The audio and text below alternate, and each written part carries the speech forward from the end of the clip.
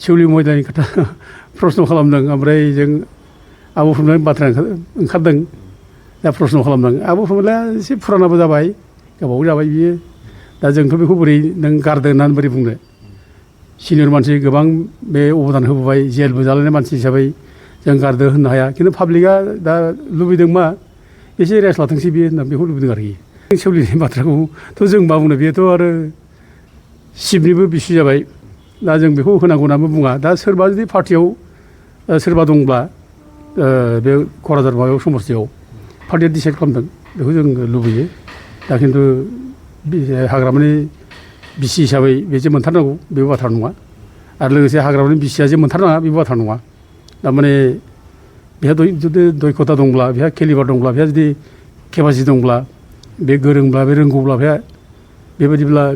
जों बेखौ जोङो माने बिनि बेरेखाबो बुंनायाबो जों उसित नङा खिन्थु हानायमानि जोङो गेजेराव जुदि सोरबा दंब्ला मोजां मानसि जों बेखौ सायख'नानै होनायाबो मोजां जागोन रायजोफ्रा बेखौनो मोजां मोनगोन आरोखि 3 नं क'क्राझार समस्ति बेयाव सोब सरसा जागासिनो दं जे बिटिसिनि गाहाय खुंगिरि हाग्रामा महिलारि बिथांनि आंगो बिसि सेवलि महिलारि लोगोसे प्रमिला रानी ब्रह्म बिथांमोन सानैया टिकेटनि थाखाय दाबिदार दा बे बेलायावहाय सोरबायदि सासेनो टिकेटखौ होयोब्ला नों मोजां जागोन होननानै नोंथाङा बुङो बे समाव दा बेथ' पलिटिकेल पार्टिनिसो डिसिसन जागोन आंथ' डिसिसन होनो हाया जाहैबाय दा पार्टिया डिसिसन लायो दा जों बुंनाया रज'यो रज'आ बेथ' उननि बाथ्रा आरो जों बाराद्राय पार्टि केन्डिडेट माने सेलेक्ट खालामनायाव जों बारा इन्टारफेयार खालामनायाबो उचित नङा जों खालामनो लुबैया खिन्थु बाथ्राया भटार हिसाबै रायजो राजाफ्रा मा लुबैदों बेखौ जों माने मिथियो आरोखि आरो रायजो राजाफोरनि लुबैनायफोरखौ जोंबो सनमान होनांगौ सोरखौ रायजोफ्रा लुबैदों सोर मानसिफ्रा रायजोनि थाखाय मावगोन दा बेखौ रायजोफ्रानो गोबां माने माबायो दा आरो सेलेक्ट खालामनो रोंबाय रायजोफ्राबो बुजिनोबो रोंबाय ओंखायनो गावसोरनि गोसोबादि माने बिसोरो जाजानो लुबैयो दा जोंबो सनमान होनांगौ रायजोनि सेन्टिमेन्टखौ रायजोनि सेन्टिमेन्टखौ सनमान होआब्ला जर जलम जुदि जाबसिन होबाय थायोब्ला नोङो रायजोनि लुबैनायनि बेरेखा बेथ' गाज्रि जायो पार्टिया बदनाम जायो आरो पार्टिखौ गाज्रि मोनो दा नैबे सेवलि महिलानि खोथा प्रश्न खालामदों ओमफ्राय जों आब' प्रमलानि बाथ्रा ओंखारदों दा प्रश्न खालामदों आब' प्रमलाया एसे फुरानाबो जाबाय गोबाव जाबाय बियो दा जोंथ' बेखौ बोरै नों गारदों होननानै बोरै बुंनो सिनियर मानसि गोबां बे अबदान होबोबाय जेलबो जालायनाय मानसि हिसाबै जों गारदो होननो हाया खिन्थु पाब्लिकआ दा लुबैदों मा एसे रेस्ट लाथोंसै बियो होनना बेखौ लुबैदों आरोखि दा जोंनि सनमानाथ' राजनितियाव सबसमाय थाबाय थाया दा बयबो लुबैदों आब' प्रमला जिरायबा हामसिगौ दा जोंखौ बिराद बुंथिनबाय थायो इभेन पार्टि मानसियानो बुङो बेखौ माने रिकुवेस्ट खालामदो दा जों जुदि बुङोब्ला जुदि गाज्रि मोनोब्ला बेबो मोनसे ओमफ्राय फारसेथिं बे जुदि अख्रा सोलियोब्ला बेबो मोनसे दा बेखौनो गाव गाज्रि मोननो नाङा जों रिकुवेस्ट खालामनायखौ बे जाथि माने आइ आफा जाम्बा जाम्बि भटारफोरनि बाथ्राखौसो जोङो माने खोन्थागोनथ' दा जों खोन्थानायल' जागोन थेवबो बेखौ खोनानानै बे गाज्रि मोननो नाङा रायजोफ्रा लुबैदों एसे जिरायथोंसै रेस्ट लाथोंसै बेखौ लुबैदों दा बहा गावनो बेखौ जों माने सनमानखौ लानानै गावनो रेस्ट लानाया मोजां जों बेखौ लुबैयो फारसेथिं सेवलिनि बाथ्राखौथ' जों मा बुंनो बेथ' आरो शिबनिबो बिसि जाबाय दा जों बेखौ होनांगौ होननानै बुङा दा सोरबा जुदि पार्टियाव सोरबा दंब्ला बे क'क्राझार माबायाव समस्थियाव पार्टिया डिसाइड खालामदों बेखौ जों लुबैयो दा खिन्थु हाग्रामानि बिसि हिसाबै बे जे मोनथारनांगौ बेबो बाथ्रा नङा आरो लोगोसे हाग्रामानि बिसिया जे मोनथारनाङा बेबो बाथ्रा नङा थारमाने बेहा जुदि दयखथा दंब्ला बेहा केलिबार दंब्ला बेहा जुदि केपासिटि दंब्ला बे गोरोंब्ला बे रोंगौब्ला बेहा बेबायदिब्ला जों बेखौ जोङो माने बिनि बेरेखाबो बुंनायाबो जों उसित नङा खिन्थु हानायमानि जोङो गेजेराव जुदि सोरबा दंब्ला मोजां मानसि जों बेखौ सायख'नानै होनायाबो मोजां जागोन रायजोफ्रा बेखौनो मोजां मोनगोन आरोखि बे प्रमद बर'आ गाव हारसिंखौल' जुदि साननानै लाबायब्ला बे गावनो एमएलए जानांगौ गावनो एमसिएलए जानांगौ गावनो एमपि जानांगौ साननानै लाबायब्ला बे हल माने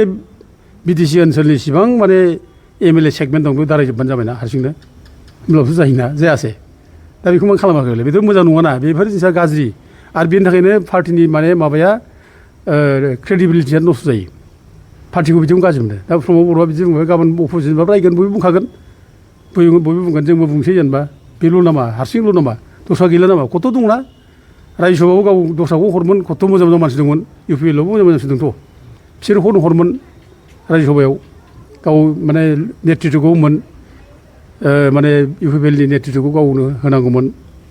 आरो दा MLA आव गाव दाराय नाङामोन दस्राखौ होमोन थारमाने गावल' जाजोबब्ला बोरै जानांगौ बेथ' मोजां नङा दा बे आरोखि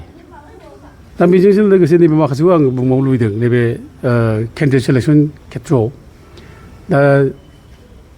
बावखुंग्रियाव कुमुद नार्जारि नामा बे माने केन्डिडेट लुबैदों आरोखि आं बिनि प्रति एसे सिम्पेथि देखायनो लुबैयो मा बे थांनाय बाराव BTC आव बेखौ केन्डिडेट हिसाबै टिकेट होनाय जायाखिसै बे एखेबारे बिराद माने जरदारबाय बे पार्टिनि खामानि मावबाय हयथ' बे टिकेट मोनाखिसै दा बेखौ एसे बिट्रि खालामनाय जायो एबार मोनसे सुजुग फैदों जेब्ला MLA आव बेनो होनायाबो मोजां आं बेखौ सानो आरोखि हाग्रामा मोना जाहाथे बुजियो बेखौ बेनो होयो बे जायो आरो सिडलियावबो बेनो जायो सिडलियाव सुद्द बसुमतारी मोनहा एखेबारे फुराना एखेबारे वार्कार गोदोनिफ्रायनो उपेन्द्र ब्रह्मनि समावनो मावबोनाय मानसि आरो बे दा टिकेट लुबैदों दा बेखौबो होयोब्ला मोजां थांनाय बारावबो बे MLA माने केन्डिडेट हिसाबै दारायखानाय बे क्रुसियेल टाइमाव बे गाबथाबोनाय मानसि दा बेनो होनाया मोजां दा बेनो होआब्लानो जुदि आरो BPP बाबो जुदि सोरबा MCLA खौसो सोरबा EM खौसो बेयाव होबावोब्ला बिसोरबो रायजागोन ना पाब्लिक गाज्रि मोनलायगोन ना बेखायनो जों बेफोरबायदि माने केलिबार गोनां मानसि मोजां मानसिफोरखौ जों थाब थाब फिगुवा खालामनानै जायगा होलायोब्ला रायजोफ्रा मोजां मोनो न्यायखौ होनाय जाबाय मोजां होनाय मोजां बिसार खालामनाय जाबाय बे मोनसे फिलिंसा फैयो आरोखि पार्टिनिफ्रायसो मोजां मोननाय फैयो खिन्थु बे रोखोम खालामाबाला जे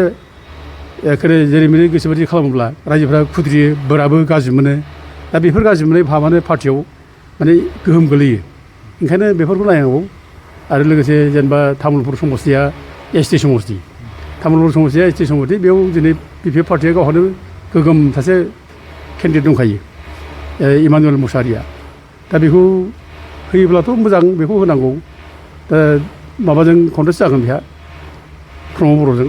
दा खिन्थु बे ST समस्तियाव जोङो दा जेरै खोनाबाय थादों BJPया बिदों होननानै दा BJPनो हगारब्ला रायजोफ्रा खुद्रिगोन ना गाज्रि मोनगोन हाब BJPनो ST रेजिस्ट्रिखौ माने फाननाय जाबाय ओरैनो लायनाय जाया होमबा ओंखायनो बेफोरावबो जोंनि पार्टिनि मानसिफ्रा केयारफुल जानांगौ आं बेखौनो BJP पार्टिनि दैदेनगिरिफोरखौ आं खावलायहरनाय जायो जोंथ' बिराद आसा खालामो माने देरसिन माने जायगा होनब्ला माने पार्लामेन्टआनो गणतन्त्रनि सबसे देरसिन जायगा पार्लामेन्टआनो दा पार्लामेन्टआव बे गोरिब गुन्द्रा जाम्बा जाम्बिनिफ्राय साथाम गाहाम माने MP मोननाया बे जोंनि थाखाय बिराद माने गौरबनि बाथ्रा जों जोबोद मोजां मोनो दा पार्टियाव जोङो जुदि सोरखौबा मोजां मोनो मावनायखौ मोजां सोरबाखौ गाज्रि मोनोब्लाबो जों खिन्थु एक माने धारसे जोंहा जे MP साथाम मोनबाय जों बेखौ गोजोननाय मोनो मोजां मोनो जातिनि थाखाय मावथों जातिनि थाखाय मावनांगौ दिनै हा हुनि इसु दं जोंहा ट्राइबेल बेल्टनि बाथ्रा दं बेखौ गोग्गोमैसो बुंनांगौ ट्राइबेल बेल्टआव इसिबां इलिगेल इनक्रोचार दं बिसोर ओंखारजोबनांगौ बेखौ बुंनांगौ जों लुबैयो बर' रावफ्रा दिनै माने आसामाव एस'सियेट अफिसियेल लेंगुवेज जाबायमोन बेखौ उथायफिनबाय 2000 माबायाव 22 आरोखि दा बेखौ दिनै आसामाव इसिबां डिस्ट्रिक्टफोर दं बेफोराव एस'सियेट अफिसियेल लेंगुवेजखौ खालामफिननांगौ बेनि दाबिखौ खालामनांगौ दा गोबां माने प्रब्लेम दं बेखौ जाहाथे जोंनि MPफ्रा माने पार्लामेन्टआव बुङो बेखौ जोङो खावलायो बे जों साधारन जों बे सोरबा पार्टिखौ गोजोननो थाखाय एलाइन जानानै थानाय जों बेखौ लुबैया जाथिया बिराद गिदिर समस्या दं बे समस्याफोरखौ बुंहैनांगौ जों बेखौ लुबैयो